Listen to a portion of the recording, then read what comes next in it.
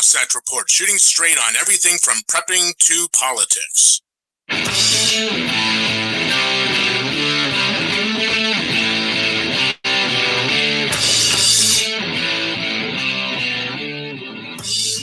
Well, good morning, everybody, and welcome to the Wasatch Report. I am Suzanne Sherman. This is the Cerberus Radio Network, where we defend liberty and freedom from the flames of tyranny.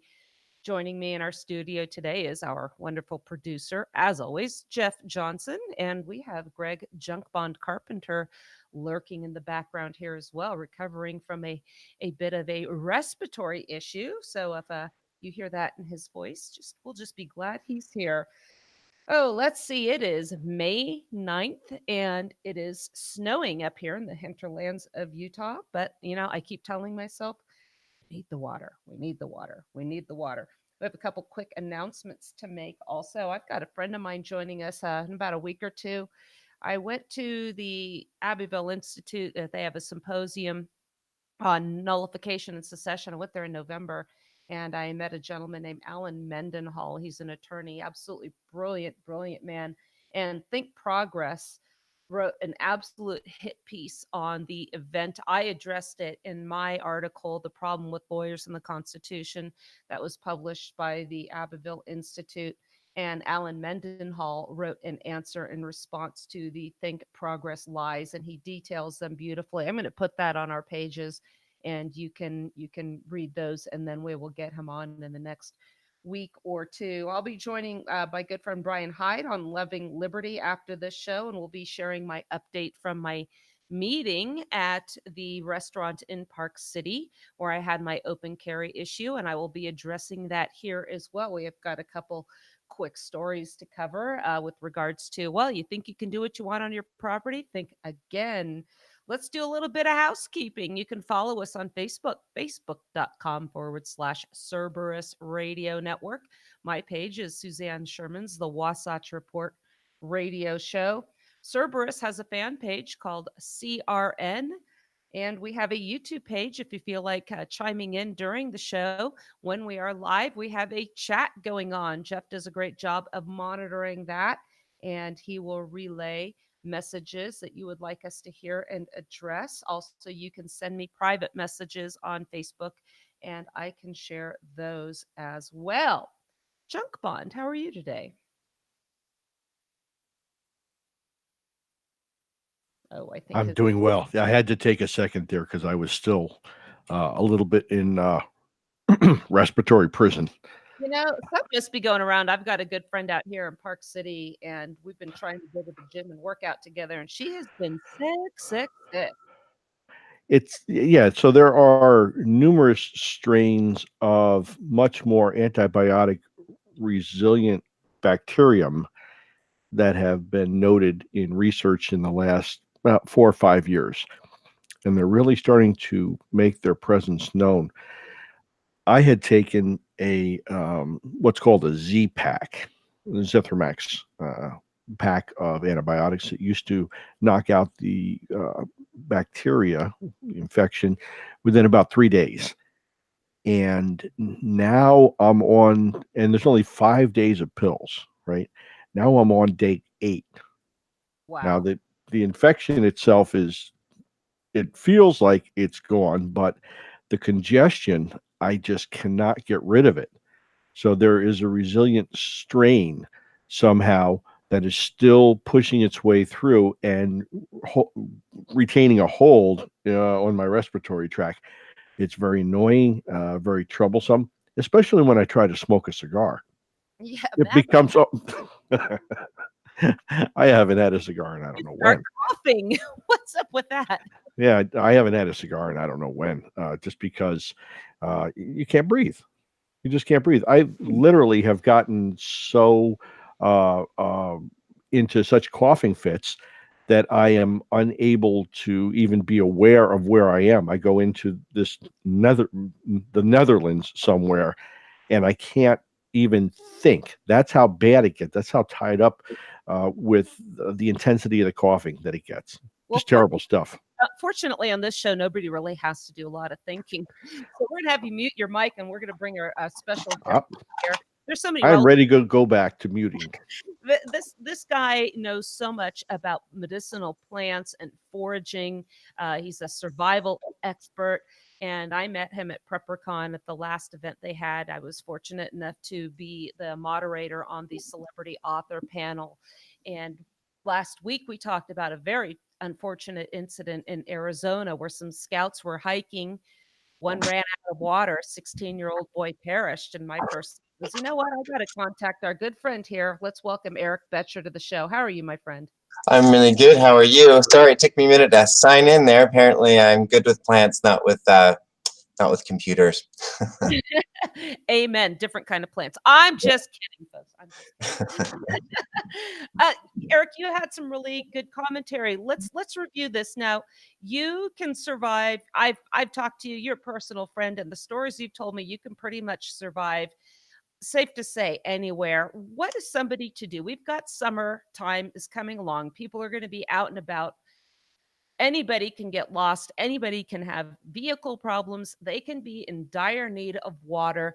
This situation happened in the desert. Is there a way to find water or a source of hydration in such an environment? What can you do to avoid these situations, and how can you get yourself out of trouble?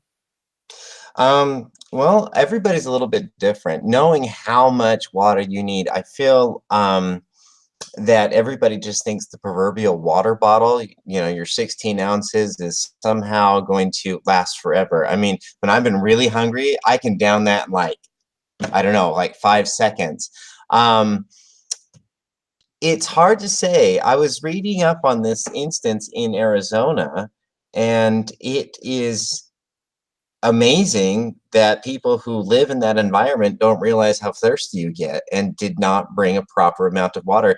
And the problem is that along a hiking trail such as that, honestly, you may not have a source of water. And your only way of getting out of the situation was preparing your way out of that kind of situation. Now, I haven't been down there, so I mean, I could probably find something, but that's doing preparation beforehand. And I just think that honestly, they should have adhered a little bit more to their Boy Scout motto and were more prepared.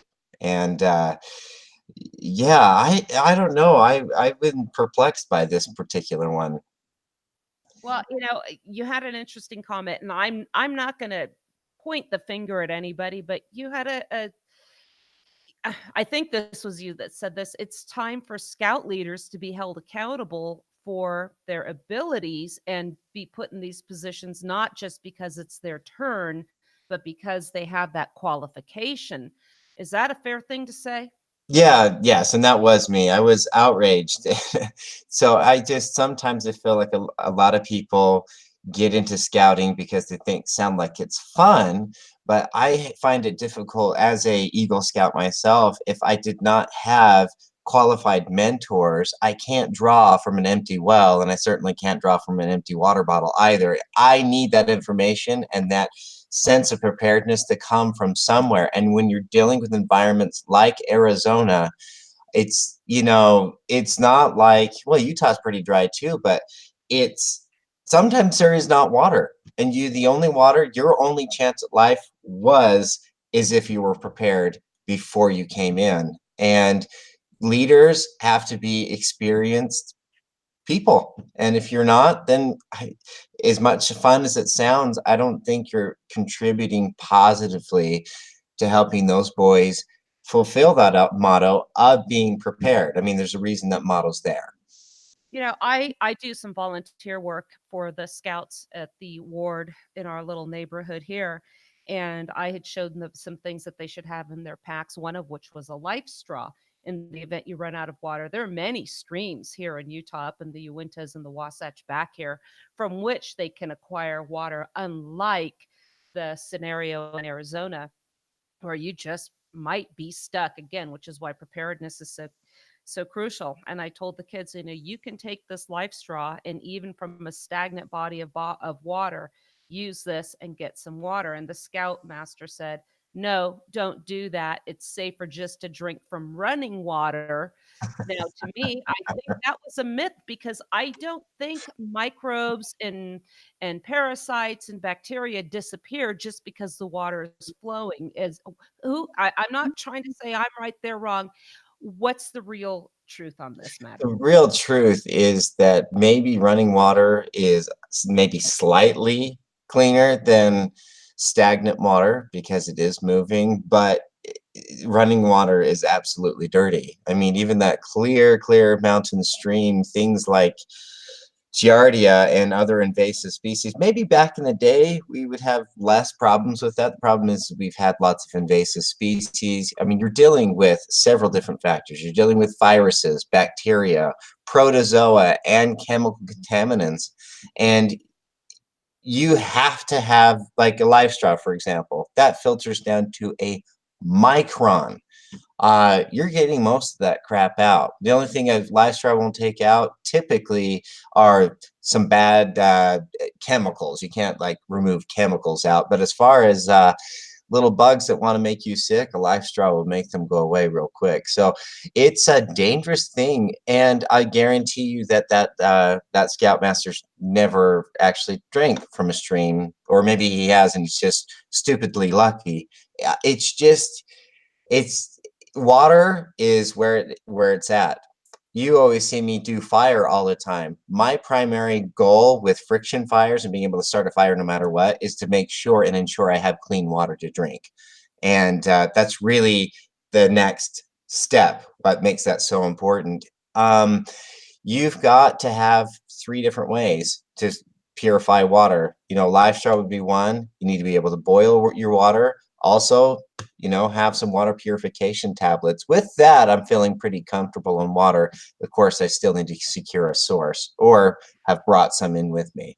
And the interesting thing is you don't have to pack a lot of weight to acquire more water. A life straw just weighs a couple ounces.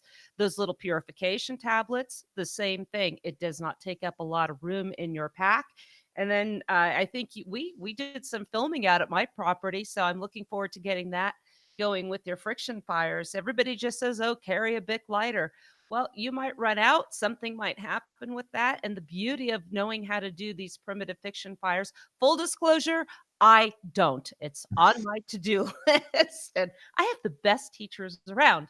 So again, I think it was somebody on a loan that actually had to tap out because they lost their ferro rod, correct? I don't know if you saw Yeah, that was season 1 actually. And yeah, well the thing is I teach minimalistic survival for that very reason. I love a Bic lighter, by the way. Big fan of Bic lighters. I have a bunch of my bags. But in the end, if I had lost my ferro rod, guess what I could still do? I could still start a fire. Minimalism and being able to make sure that your mind is the sharpest tool that you possess, based in experience-based skill, means I can start from absolute zero in the things that will save me. Not that I want to do that, because the more primitive you go in a skill, the more time, energy, and effort you have to put into it, versus, you know, spending an hour putting together a bow drill, or just, you know, flipping on the Bic lighter. I mean, of course, we're going to choose a Bic lighter, but, you know, maybe he would not have had to tap out of a loan. The odd thing about that particular instance, $5,000 ferro rod. oh, I know. It was funny because his fire was actually still going when he was searching for his ferro rod. There are methods in which he could have just kept that fire going even. I'm digressing down nerd hill, but yes, I agree fully. I love this stuff. I talk a good game, but when you said your mind is the most important tool out there, I'm in deep doo-doo. Speaking of minds, Junk Bond has a question for you. You don't know Greg Carpenter, but he's here lurking in the shadows, and he has a question. Go ahead. No, on a serious note, yeah, lurking is the right word. So I spent, I guess a little bit of time working in the Army. I was in the infantry, worked for JSOC, and used to have a lot of fun. And the only thing the Army ever gave us, and I think you'll find this humorous, for water purification was iodine tablets. We had no other way to purify or clean water. What are the things that iodine tablets will help you with, and what will it like not stand a chance of stopping? Because obviously it won't stop garbage in the water. You could filter for that, but we didn't have anything to filter with. And more importantly, we never had any time to stop and filter water. There's a couple of elements at play there. You might have the right tools, but you may be in a situation where you don't have the time to fully complete the steps to take all kinds of the necessary precautions. So, what types of things, if there's a combination of things that you would use if you had the time, what would be the best combination to use to clean water? Because water can kill you immediately. It doesn't take anything for water to destroy you. Microbes, all kinds of stuff in there. So, in your opinion, what would be the best combination of things to use if you had all the time in the world? Using a standard military pack under those scenarios, you guys have the ability to boil water. I would do that. Now, whether you're in a war zone or not, maybe you don't want to range yourself in for artillery, and so maybe a campfire isn't the best thing. But as far as using those iodine tablets, I have used those quite a bit, but it doesn't allow you to filter out those little floaties in the water, and sometimes that can be unpleasant. Now, and it will kill most anything living in there. I have taken a piece of fabric, anything to at least start the filtration process, because it isn't just down to 1 micron. When you're using a improvised filter, you do it in stages, and so I'll pour the water through there to get little water bugs, little floaties out, and then I'll stick iodine tablets in there. Or if you're really, really serious, you can actually build your own charcoal filter. Maybe you can't actively have a fire, but you can actually, if you have a cylinder or a pipe, man, you could even use an empty shell casing from our artillery and actually build your own charcoal filter layering system. I think you cover that in your book, Eric. A little bit, yeah. So as long as you have the ability to have charcoal from your fire, and then you just build up your sediment layer by layer by layer, up until you're to the gravel level, you can filter your water that way. So with enough time, you can really set yourself up, even if you wanted to be out of sight. So you're making yourself into a water purification station. Yes. With the numerous different steps that you go through, which I think is pretty cool. Thank you. Thanks, Junk Bond. Eric, how can people find you, and how can they get your book, which is amazing? So you guys can Google just Eric Boettcher or Eric Boettcher Survivalist. My website is ericboettchersurvivalist.com, and I can spell it out for you because I have a crazy last name. And so it's ERIC BOETTCHER survivalist.com. And I will be sharing that link as well. And you have a really cool space blanket. Is that available yet for purchase? I will have it up at my site very soon, so you guys can order it online. We've been working hard to make sure we have the levels of blankets that everybody can have one, but it's very cool. Think of it as a space blanket, but you can have it insulated and does everything a space blanket doesn't do, and warmer than a wool blanket. So we solved the algorithm. Eric, do you have a YouTube channel? I know you were just up filming at Suzanne's. Is there some place people can see videos of yours? Yeah, absolutely. You can find me on YouTube, or when you go to my website, there's a tab that says Eric Boettcher Survivalist TV. Click on that, and I will nerd out on you all day long, except you can press pause on me.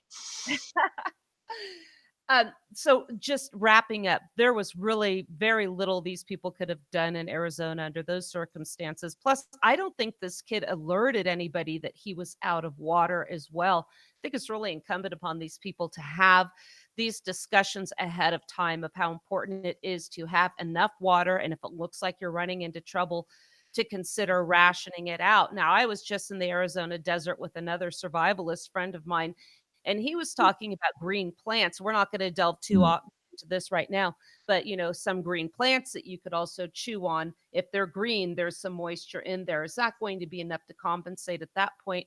Probably not. One last myth, and when I had interviewed Michael Hawk on another show, we talked about drinking urine. Would that have helped these guys? I think that what we typically hear is if you're drinking your own urine, you're already dead. Your thoughts, since you're here, then we'll let you go. You will never see me drinking urine that I have not distilled. It's counterproductive, and maybe there's some survivalist out there that completely disagrees with me, but I also disagree with them. I think that if you're down to that point, it honestly is a little bit too late. And the ways to make that safe to drink take so much time and energy that you're just so deep in a hole at that point. You're kind of past the point of no return.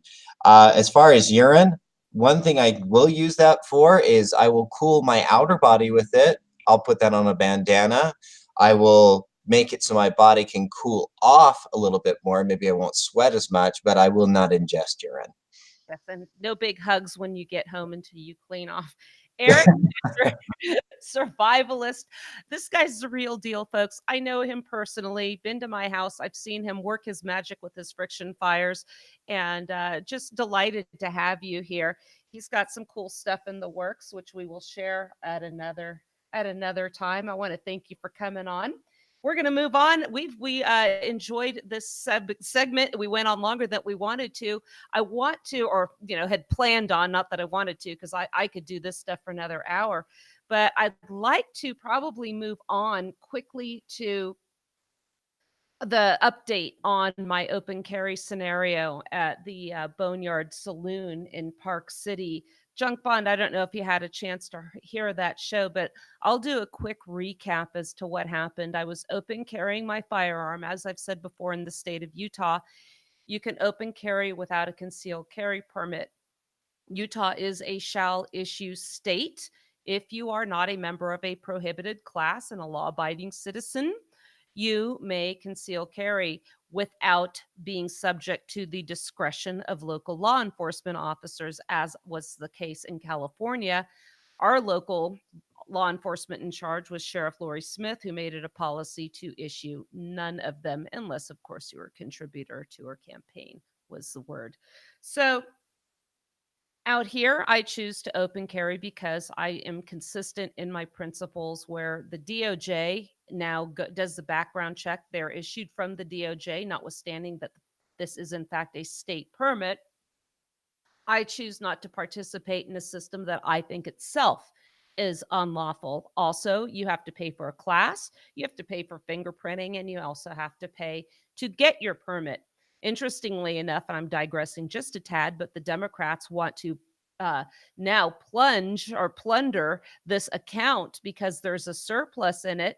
And of course, they can't let any money go unspent. They've been wanting to use the funds to prevent gun violence and gun suicides. Just insane. I will not participate in that. So I went to this restaurant and I looked for notice on the door. There was no notice saying that firearms were prohibited. So when I walked in and requested a table, I was denied one because I was open carrying. And I was firm and respectful and said I would like to be seated. There's no notice at the door. I'm in a very uncomfortable position where at this time I'm going to a show, and it's we have to get in the car and find someplace else to seat us. And by the way, we want to sit here. If they had asked me to leave, I would have had to have left, but they never did. Long story short, I had posted a comment on the Facebook page of the saloon, and I said that this establishment seeks to unlawfully deny me my right to come in and enter if I'm open carrying. And one of the partners reached out to me and said, "Hey, do you think you could meet with me? And I'd like to explain our position. I think you'll be glad you took up the opportunity." So I did, and I did that Tuesday. But before I met with them, because they had reached out in good faith, and I did some research, it turns out that the law is a little bit unclear on this scenario. So words to me have meanings, and I did not think it was fair to say unlawful. And I was very quick to make that correction and let him know and to take it down and state that on my show and also on another show, couple shows I've been on actually to talk about this. So quick recap, what does the law say with regards to the notice requirement? Well, if you're not allowed to carry a firearm, either open or concealed, in places where it's prohibited, first of all, like federal buildings, schools, or in Utah, places of worship. Public streets, if it is posted. Now we have private residences, and these are the places that are covered in the Utah code. Private residence, if the owner of the property or somebody there that has like a leasee interest can tell you to leave, and they can communicate that verbally or by a posted sign. So for private residents, no notice is required. But what is missing from this statute, and I consulted a well-known criminal defense attorney in the Salt Lake area, and he even said, gee, I don't know. That's how unclear. When somebody who does this for a living, and again, I'm an attorney as well, we didn't know. So does a business that's open to the public, does it count as a public street? Does it count as a private residence? So I was trying to figure out how do we handle these situations in other areas? So you kind of think of maybe negligence statutes. So if you have a private residence, you have a duty of care to what we call the licensees to warn them of any hazardous situations or conditions on the property. We have a different standard for people that have a business open to the public. Those people are referred to as invitees. You have to not only warn, you have to go beyond that. You have to make the area safe for them. So we view these in other areas of the law differently. Therefore, when we're trying to sort this out, it seems to me that we have to view the notice requirement a little bit differently. And that was what the concern that I had. And when I met with the gentleman that was a partner in the establishment, he said to me, look, I agree with you, and I'm like-minded. He shared personal information that I will not divulge, but he also said, we welcome law enforcement in here. Recently, somebody in Cheesecake Factory had thrown out police officers because they had firearms. Again, there was no notice. Corporate backed up and said, no, we respect the laws of the states within which we operate. So in Utah, yes, you may open or conceal carry in their establishments. So it was unclear as to what was required. So he sat down and said, I have concerns because here in Park City, I have customers that are uncomfortable. And this isn't like the Walmart Park City, Kimball Junction area. I can open carry there and people say to me, hey, nice gun. But you go down to the belly of the beast, I call it Sundance territory. And it's a lot different. Or there's also a part of Sundance territory in the Kimball Junction area. We call it Whole Foods. Well, he's got concern because obviously he wants to keep his customers happy and have them feel safe, even though they're not safer if it's a gun-free zone. We know that. But he also had staff to consider that might be uncomfortable. So we put our heads together over amazing tacos, by the way. And we said, look, here are some of the scenarios. Here are solutions that we can come up with.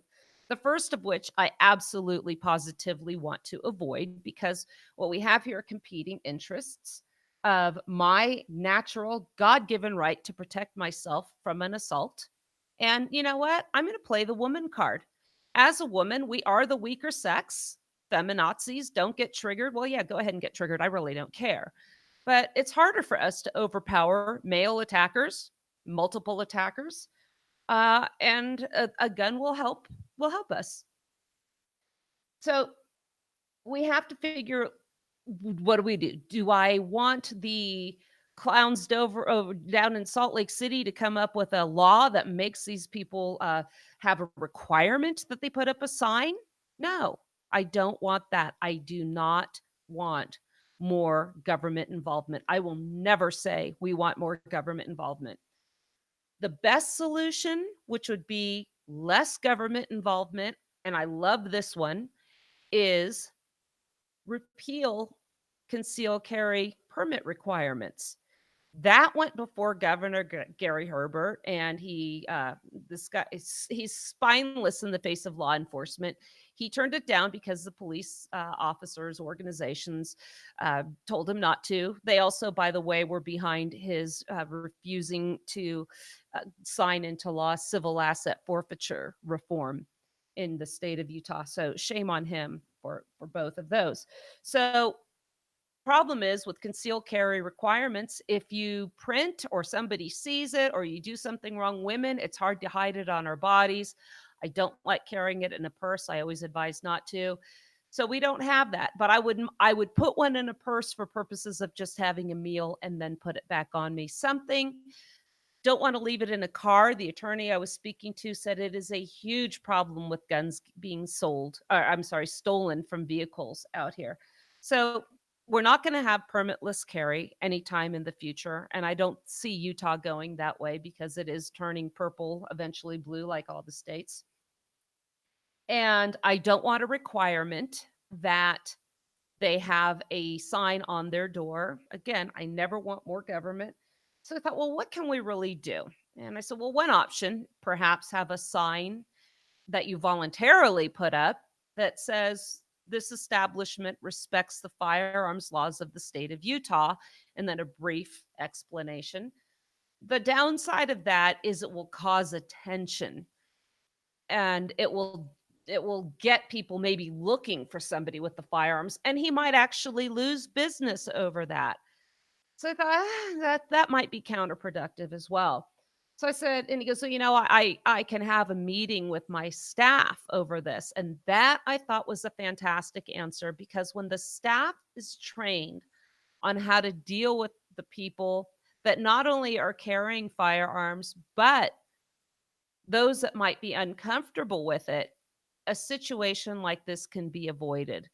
And I think what I had told him was, look, if you have a meeting with your staff and give them some of the facts, they've never had an issue in their entire time of operation of anybody openly carrying a firearm or concealed, causing a problem in this enterprise, ever.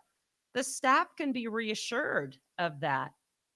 It is legal to have a firearm in a bar in Utah. It is not legal to be under the influence of alcohol while you're in possession of a firearm in the state of Utah. That's just common sense. The legal limit for being intoxicated for driving a vehicle is only 0.05. So you can have very, very little to drink. So if you see somebody, so we said, look, let's talk about what we can teach your staff. And what they had said to me was, we ask that you just be discreet when you're in there. And I said, that's exactly what I did. I always sit with it facing a wall if I'm in a booth, or I'll sit and, I'll have my jacket somewhere close by and make it so I'm not, so it's not facing out in the general restaurant. We as firearms carriers need to be cognizant of the fact that in a crowded area, people will see your firearm. The downside of open carrying is you can be a target if somebody is intent on causing problems. The other thing I told them was, they have to also understand that anybody intent on causing harm in these places is not going to show up with their gun on their hip. It's not going to be displayed. We're not the ones they need to worry about. So he said, we're going to probably come up with some sort of a policy for them to understand. Look, if somebody is behaving badly, whether or not they have a firearm, you need to address it. Hey, have you guys seen that meme? It said, wouldn't you feel better with a man in a restaurant that was doing this? And I don't know if you guys have seen it, Jeff or Junk Bond. It was a cowboy sitting at a counter in a diner, and he was, again, facing away from the entire from everybody else in the restaurant, and he had a non-retention holster with a revolver in it, completely oblivious to anybody that might be around him. And my answer whenever anybody posts that thing, if I care to take the time, is always a resounding no. That doesn't make me feel comfortable. Jeff, why don't you share your thoughts if you have a moment with regards to the retention holster that we just had a conversation and a story came up that was, I think, from 2014, but it showed somebody's firearm was taken right off of them. Jeff? Yeah, well, we had this discussion last show about if you're going to open carry, you absolutely must be using a retention holster, one that makes it difficult for somebody to pull it from the holster and take it. We train in law enforcement to protect that firearm at all costs. So the idea of open carrying, Suzanne, this is not a knock on you because of your specific reasoning. I understand why you do this, but by open carrying, you do tend to make yourself the object of the bad guys, whatever it is, ire, or to be the target of trying to get that firearm off you. By advertising you have one, it makes them look at you as a chance to get the firearm from you. So that's why I conceal carry. I do go through the permit process, which I hate. I agree with you, but just simply because I want to be able to conceal it so that it's out of sight.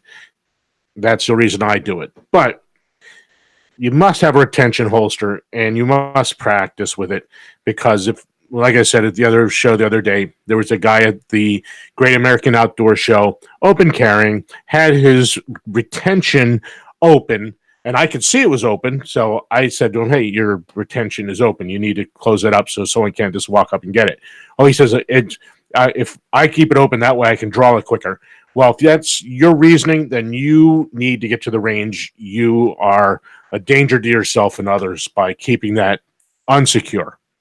Yeah, and when we get to the whole situational awareness thing, you should be situationally aware so you don't have to draw at the last minute. I mean, clearly we know sometimes things happen quickly, but a lot of them, if you know what's going on around you, you're not going to be caught off guard. Anybody can make a turn, get into a wrong area where they don't want to be, whether or not they're on foot or they're driving, or you can hear about you might be approaching some unrest or something could be happening, where you go through what we talk about, the different stages of alert. We've talked about that before.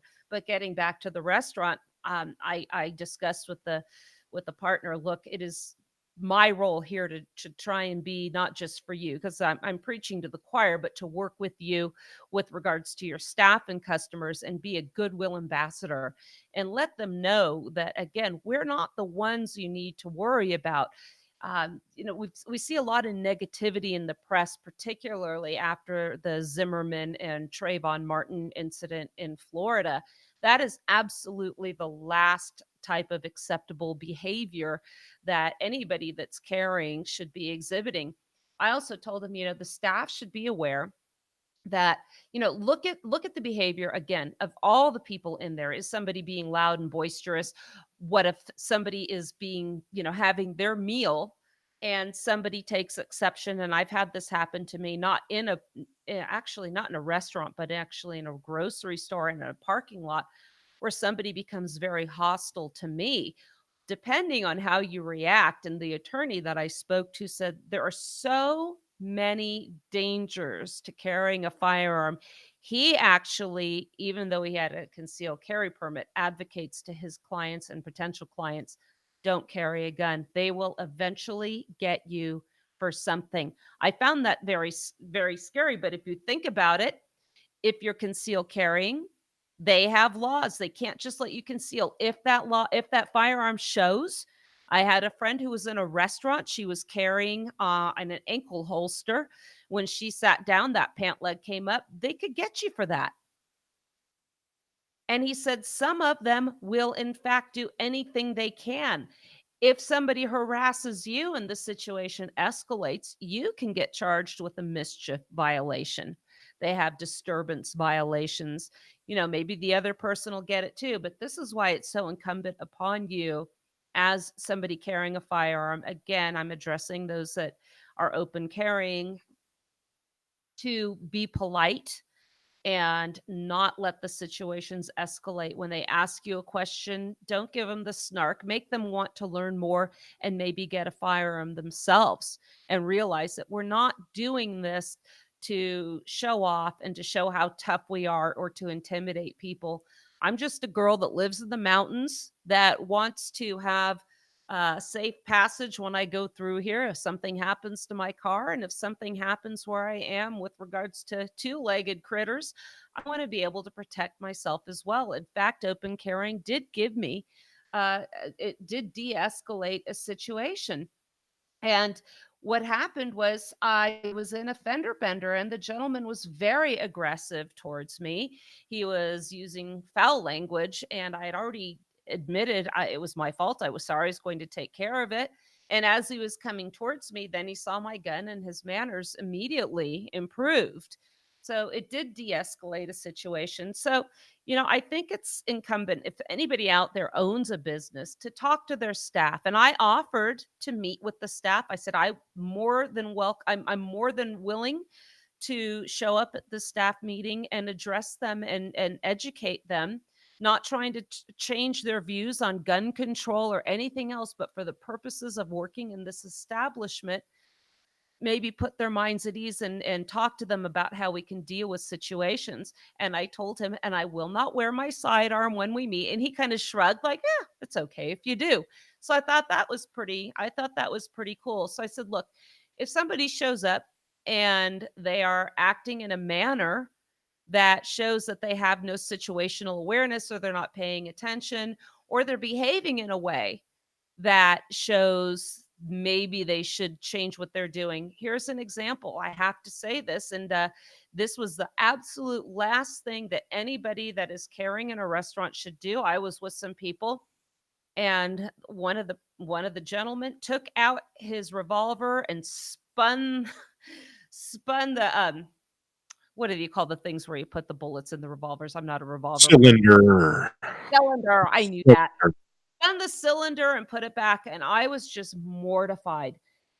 I said, and I shared that story with him. I said, you see somebody unholster their weapon for no reason other than to show their friends, you can ask them to leave.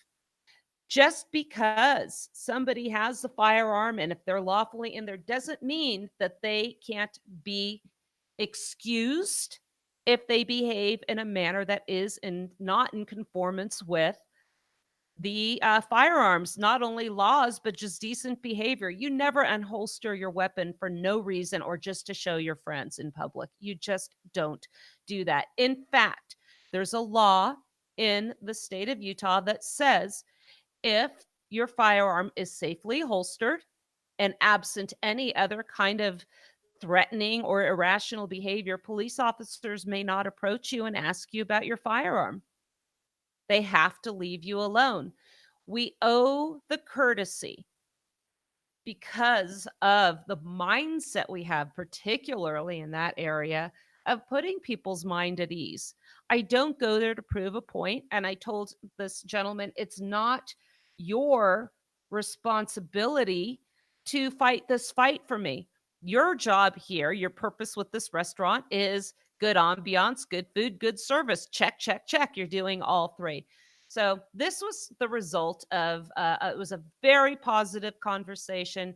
He said, had he been there and seen me and observed my behavior, he would have been absolutely okay with letting me in. The gentleman that was really putting the stop to it was kind of his guard dog at the restaurant. He was actually a former veteran who was under, the orders to not let I think that was really his assumption that open carry was per se not permitted.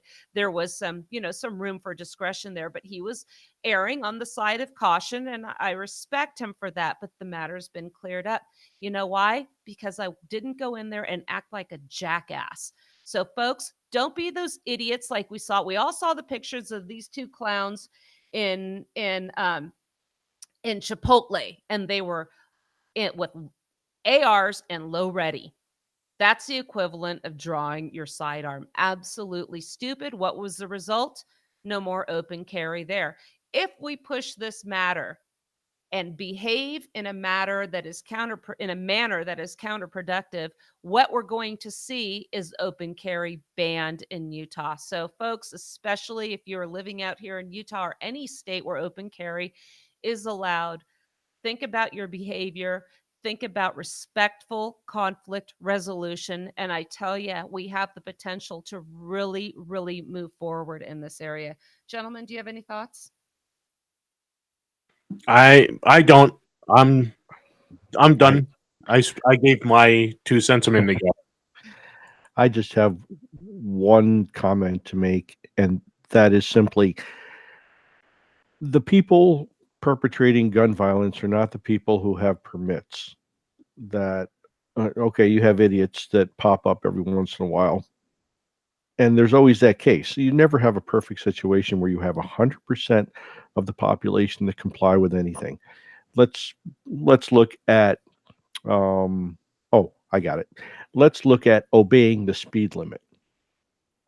I would venture to say that 90% of the population violates that on a regular basis. And when you get pulled over by a police officer because you're speeding, you get upset. Why? Because it was your turn and you got caught. You think it's just something that you should be allowed to do because you want to. Now, we can debate about whether or not police giving out tickets for speeding is good, bad, or whatever. But the point is that there's a law right now that says, okay, you can go 55 here, you can go 70 there, you go 25 through a school zone. Well, the same thing with carrying and having a permit to carry. You have a responsibility to follow through with what the law says and what you should be doing. Just like the owner of the restaurant should be complying with the laws. This is, in my opinion, this is not a hard thing to figure out. You look at the data, and it's easy to see that the people who have permits are not the ones that are perpetrating all of these crimes that we so often hear about, that is destroying our world. But apparently, you realize that less people die from gunshot in non-war situations than do from knives, and do from from regular accidents, falling downstairs. I mentioned when I was in the meeting, I said, I presume you have employees in the back there working with some very sharp knives, yet I'm not I'm not sitting here in fear that one of them's going to come out and go on a stabbing rampage. There's danger. There are dangerous tools everywhere around you, but for whatever reason, it's accepted and even applauded to discriminate against gun owners. And I also said, in the pure libertarian utopia, yes, you can do whatever you want on your property. You can discriminate against people of color or religious persuasion or whomever you want for whatever reason you want, but we're not living within that society. We don't have those parameters. And I told them, for those thinking that you can do whatever you want here, why don't you just have a policy that says it's okay for people to smoke at your bar? And he laughed. He goes, "Oh, shut him down." Right. Yeah, there's no response to that. See, here in Pennsylvania, I just found out yesterday. Well, it'd be 2 days ago now, because it's 3 days. May 6th. Representative Aaron Bernstein introduced a permitless carry in Pennsylvania. So now, is it going to go anywhere? Probably not. And even if it does, Governor Wolf will veto it. But, hey, it makes good political theater here, too, on the state level. Junk Bond, you had a story about the NSA getting hacked. Do you want to share that as we wrap up the show? I might jump off a minute or two early because I'm going to be joining my friend Brian Hyde at Loving Liberty. Greg, go ahead with the NSA story. I thought this was quite amusing. Yeah, so it's not uncommon for hackers to steal tools from each other and borrow tools from each other. And in this situation, the shadow brokers who you heard about 6 months, year and a half ago or so, they're the ones that stole the tools from NSA and put them out for everyone to play with. Well, it turns out that not only nation states and organizations, businesses, but private people like to manipulate the code and have their own tools set just a little bit different so it doesn't have the same signature. Now, one of the things that the NSA was doing, it looks like they were trying to hack into something in China. And this is just another extension of, what we do with spying, I guess. The British hacked these guys, the Chinese hacked, every industry that you know of around the world. The Russians hacked this. The Americans are told they hacked that. And, who else? France and everybody else. Everybody's hacking everybody else.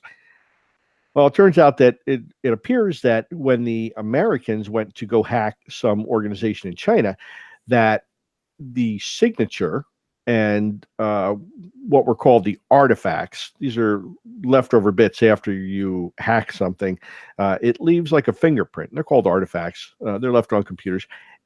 It was identified. Why? Because the tools had already been out there and been compromised. So the Chinese knew what they were looking for. And when they found it, they used their version of the tool, which was modified a bit, and hacked back and exploited the National Security Agency hackers.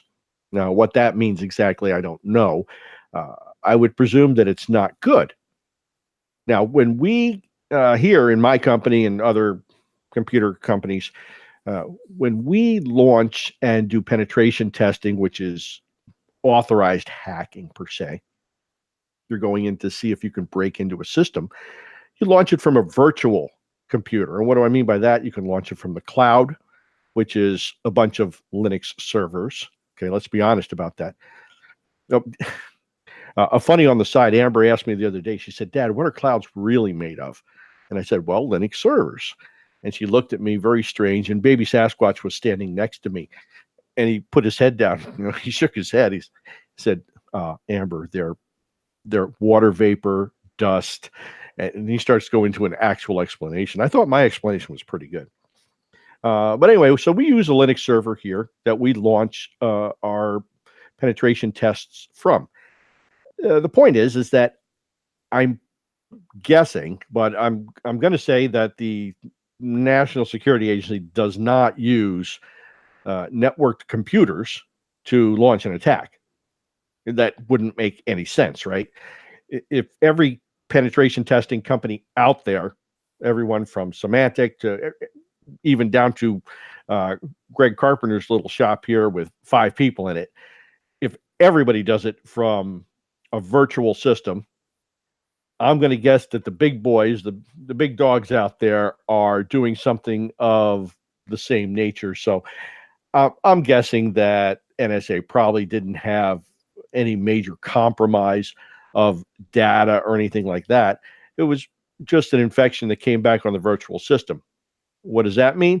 That just means that you have somebody come back, they're on a virtual box, they really have nowhere to go from there, and the problem's contained. And that's probably the best scenario you'd want anyway, because all you need to do is wipe that virtual system, put in a gold disk, and you can just reinstall everything that was on there. It just takes a few minutes. No big deal, no big compromise. So I'm guessing that the boys up at Fort Meade did not lose a bunch of data, did not have a lot of problems. It would be pretty fair to say that they were a little red in the face, I'm sure. But again, it extended from a compromise that happened a while ago. So lesson learned, change your tools, right? I guess you would have to change how you go about it. We see this all the time. And this is something that probably should not have happened. And what I mean by that is there's a site out there called GitHub, and hackers share all kinds of code on GitHub. It's used, everyone I know uses it. And what do? They share the code, they share their tools, and they make them publicly available to everybody. So the process and the techniques of changing and modifying tools that have been loaded in GitHub haven't changed. It's been going on like this for 10 years now. So I would say shame on the NSA for not actually learning from, best business practices, because that's really what it is. It's their own fault. But again, it looks like nothing major happened. So what does this mean for the future? It means that they'll try to be more stealthful when they're hacking people. And I think that just like here, where we catch people hacking stuff and we go, we caught you. They're going to do the same thing. We caught you. And it's going to continue on. It's going to go back and forth. There's going to be no abatement. Why? Because it's such a lucrative business. Think about it. If you're developing something, you're creating a tool, you're creating a technology, whatever it is, it takes resources. It takes time, it takes skill, it takes money, especially if you're building something like an advanced persistent threat, something I talk about in my book a lot, Reverse Deception. It's pretty much the guide to advanced persistent threats. These are very, very expensive government created tools like Stuxnet, extremely expensive to make, I'm guessing, very complex. And it costs, it took a lot of time to put something like that together, I'm guessing. Well, these tools are, how would you say, a lot of resources go into it. So you really want to make sure that you're not compromising your stuff. Otherwise, you have to spend a whole bunch more money and you have to go back and start from scratch again and create new tools. Should they have done that when they were compromised?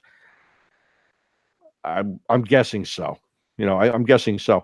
A lot of people have speculated that this is going to be how we go forward now. We're just going to modify our tools a little bit anytime there's a hack, because so many hacks have happened, so many things have been compromised, that it's not worth it to try to put so much time, effort, and money into creating something completely new. So possibly at the NSA, they were thinking that, okay, we had our stuff compromised by the shadow brokers. The Chinese got it from there. They modified it a little bit, I guess.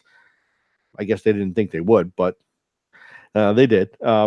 So if we just modified our stuff a little bit, maybe they won't notice. Well, if the other folks are researching and have been messing with the same tools that you had, don't you think that they would be able to put a signature on and identify most of the other components of the tool that you haven't changed? Because every aspect of a tool is going to leave some form of artifact on a computer after it touches it. That's going to give a unique and distinct signature. This is how antivirus software works. It identifies the signature of the virus. I identify, hello, Mr. Johnson.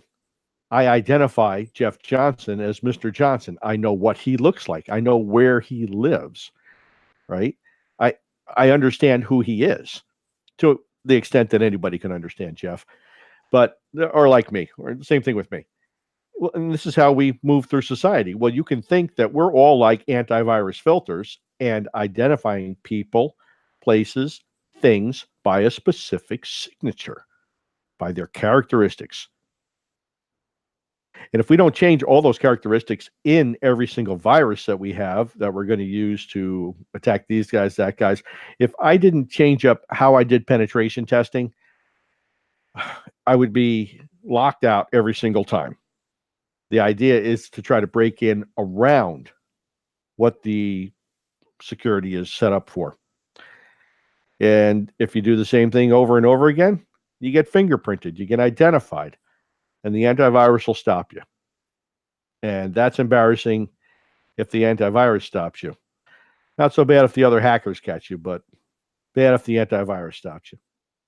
So here for the Wasatch Report, I guess it's Jeff Johnson and I. Little Miss Suzanne has taken off for the hinterlands of the hills and is yonder. So I want to wish you all a wonderful and blessed day. Godspeed and happiness and joy to everyone out there. Have a great day.